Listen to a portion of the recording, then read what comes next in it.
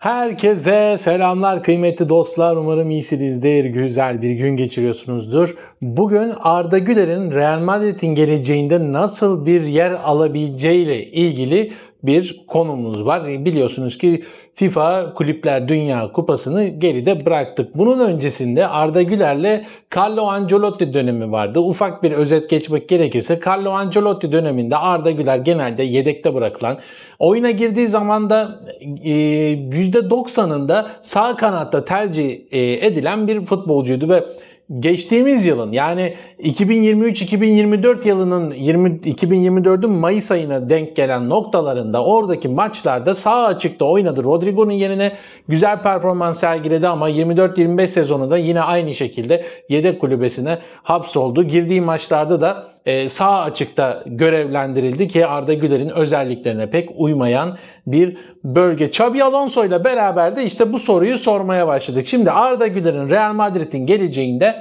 nasıl yer alıyor? Tabii ki bunları İstatistikler olarak baktığımız zaman elimizdeki veriler sadece FIFA Kulüpler Dünya Kupası'ndaki veriler. Xabi Alonso'nun Arda Güler'i tercih ettiği noktalar, tercih ettiği pozisyonlar tamamen değişti. Aslında biz burada canlı yayınlarda da yaptığımız konuşmalarda, kıymetli dostlarla yaptığımız istişarelerde hep aynı şeyden bahsediyorduk. Merkez orta saha 10 numara pozisyonunda Arda Güler'i ve Xabi Alonso burayı tercih etti. Peki neler yapıldı? Önce Dünya Kupası'nda Arda Güler neler yaptı? Önce ona bir bakalım. Dünya Kupası istatistikleri. Arda Güler'in 10 numara oynadığı Al Hilal maçında sonradan girdi. 10 numara pozisyondan oynadı ama sonra Paşuka, Salzburg, Juventus, Borussia Dortmund ve Paris Saint-Germain maçlarının hepsinde merkez orta saha olarak sahaya çıktı. Buradaki maçlarda, merkez orta saha olarak çıktığı maçlarda ilerleyen dakikalarında oyuncu değişiklikleriyle beraber de Arda Güler 10 numara pozisyonuna geçti. Burada da gol bulmaya katkı sağladı. İstatistikler çok ilginç. Bütün Dünya Kupası'nın istatistikleri Foot Mercato'nun Footistart'ın istatistikleri, resmi istatistiklerini anlatıyorum. Toplamda 1 gol 2 asistle turnuvayı bitirdi.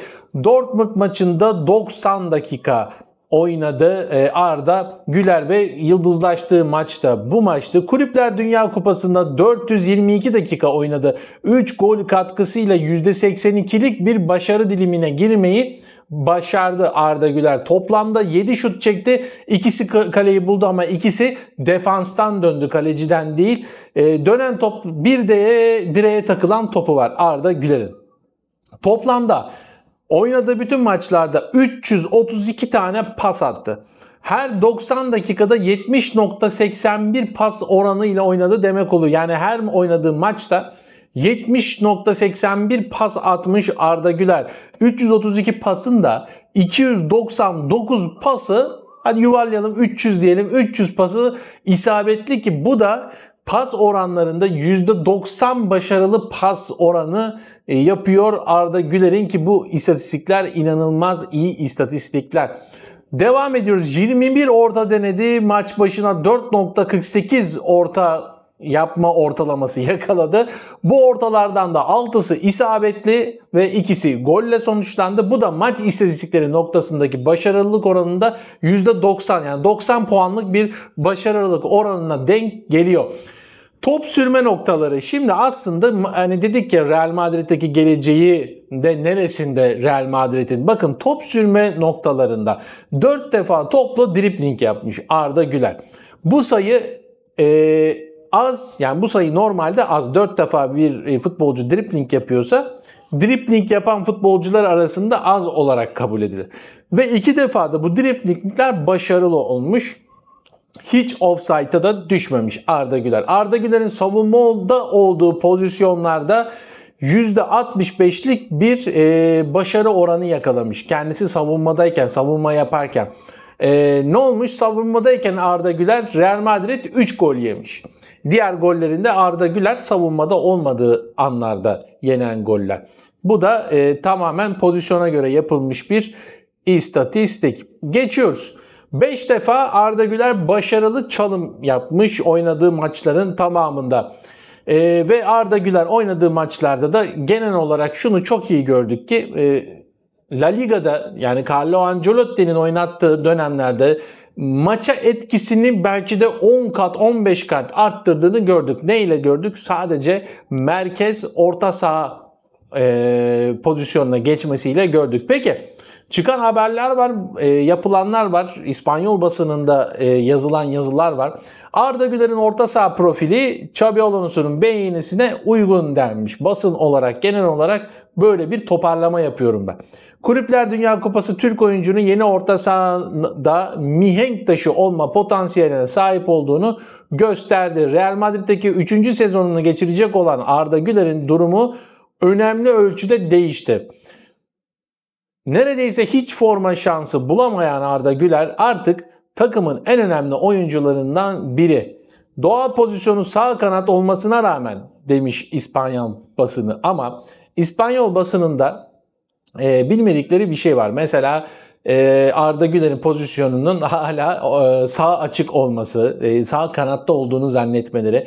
Yeni transferleri var Mastantuono. Mastantuono'yu da işte 10 numara pozisyonda da oynayabiliyor gibi şeyler, açıklamalar yapmıştı İspanyol basını ki bu basındakiler pek sorgulanmıyor. Ondan sonra hep bu yanlış bilgiler gidiyor. Mastantuono mesela sadece 3 maçta 10 numara pozisyonda oynamış. Zaten bunlardan biri de hazırlık maçı.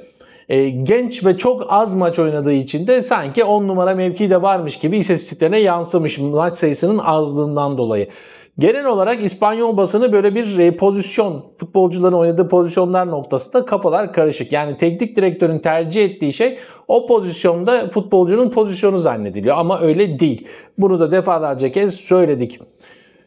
Ne demişler? Devamlı doğal pozisyonunu okuduk. Nitelikler onun orta sahanın beyni olduğunu gösteriyor. Bunu da İspanyol basını henüz anlamış durumda. Niteliklerinin zaten öyle olduğunu biz Fenerbahçe'ye geldiğinde ilk 2 maçında anlamıştık. Fiziksel olarak bir adım öne çıktı. Kim demiş bunu? Toni Kroos demiş. Toni Kroos'un da açıklamaları aslında Arda Güler'in Real Madrid'in geleceğinde nasıl bir rol alacağının bir örneği. Toni Kroos'un söylemleri çok önemli. Çünkü Toni Kroos genelde çok yorum yapmayı seven biri değil. Eğer biri hakkında yorum yapıyorsa gerçekten o değer verdiği ve önemli olduğu içindir. Arda Güler'in geçen sezon futbola hazır olduğunu söyleyerek Alonso ona şu ana kadar çok fazla süre verdi. Geçen sezon futbol olarak hazırdı ama fiziksel olarak bir adım öne geçti. Dedi ki bu fiziksel olarak bir adım öne geçmesi de zaten Dünya Kulüpler Kupası'nda İkili mücadelelere, istatistiğine inanılmaz yansıdı. Savunmadan muaf tutamam demiş. Bakın burada da önemli bir anekdot var. Onu tamamen savunmadan muaf tutamam. Modern futbolda bu neredeyse imkansız. Yani burada da biraz eleştiriler vardı. İşte Arda Güler'in hep savunmaya kaçtığını, geriden çok fazla top kaptığını, top aldığını ve doğattığını. Bu da bir oyunun parçası. Arda Güler'e de verilen rol bu. Birazcık işte o Arda Güler'in savunma yönünün Carlo Ancelotti döneminde gelişmiş olmasının da Xabi Alonso ekmeğini yiyor açıkçası. Meyvelerini Xabi Alonso topluyor. Ama Toni Kroos'un çok daha önemli bir söylediği söz var. Gelelim bakalım. Arda Güler'in oyununa büyük emek verdiğini vurgulayan Kroos, Xabi Alonso'nun bu projenin ilk aşamasında ona verdiği liderlik rolünü üstlenmek için mükemmel bir zamandayız diyor. Arda Güler'in liderlik rolünden bahsediyor ve bu rolü kapması gerektiğini söylüyor. Şimdi bununla ilgili ben de açıkçası şöyle bir açıklama, daha doğrusu hatırlatma yapacağım. Geçtiğimiz yıl yani 2024 yılının Aralık ayında bir Noel yemeği olmuştu ki ben bunu takipçilerime birçok defa anlattım ama yeni gelenler için bir kez daha ufacık da olsa hatırlatma gereği duyuyorum. Aralık ayının sonlarına doğru bir Noel yemeği yaptı Florentino Perez, Real Madrid başkanı. O dönem Arda Güler'le ilgili çok fazla transfer haberleri vardı. Çünkü çok fazla transfer teklifleri geliyordu Arda Güler'e. Özellikle Xabi Alonso'lu Bayer Leverkusen bu dönemde bir atağa geçti resmen Arda Güler'i transfer etmek için. Fakat o gün Noel yemeğinde Arda Güler'le ilgili bir şey yaşandı. Florentino Perez Arda Güler'e sen bu takımın geleceğisin, bir gün bu takımda kaptanlık yapacaksın dedi. Bunları nereden biliyoruz? Real Madrid'e yakın basın medya kuruluşları davetliydi. O davetli olan basın mensupları da tabii kulağa kesik insanlar o sözleri duyup haber yaptı. Peki bu haberler yalanlandı mı? Hayır. Tam tersine Bu haberler o zamanlar Davide Ancelotti, Carlo Ancelotti'nin oğlu, onun tarafından evet böyle bir şey dendi denmedi ama Arda Güler noktasında yaptığı bir açıklamayla Florentino Perez'in evet bunu söylediğini doğruladı. Ne demişti? O dönem hatırlarsanız Arda Güler'de zaten bu kumaş var gibi sözlerle, yani tabii İspanyolca'da çevirilerde değişiklik oluyor ama tam olarak böyle olmasa da net Türkçe'ye çevrimi bu şekilde diyebiliriz. Arda Güler'de zaten bu kumaş var diyerek de Florentino Perez'in o haberleri doğrulamış oldu. Bu da zaten biliyorsunuz ki de Carlo Ancelotti ile Davide Ancelotti Arda Güler noktasında birçok kez karşı karşıya gelmişlerdi ama sonunda kazanan baba Carlo Ancelotti olmuştu ve Arda Güler sağ kanatta oynamıştı. Hepinize teşekkür ediyorum. Konu hakkında siz de yorumlarınızı, siz neler düşünüyorsunuz bunları da yazarsanız çok sevinirim. Beğenmeyi, abone değilseniz de abone olmayı unutmayın. Hepinize tekrardan sağlıklı günler diliyorum.